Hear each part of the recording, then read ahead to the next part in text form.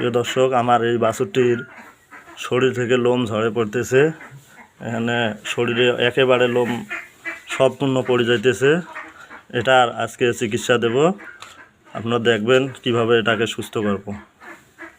এই বাছুরটির লোম ঝরা বন্ধ করার জন্য এখানে নিয়েছি অ্যামেকটিন প্লাস ভেট 1 মিলি ঔষধ। এখন এটাকে এই বাছুরটাকে পোস্ট করব।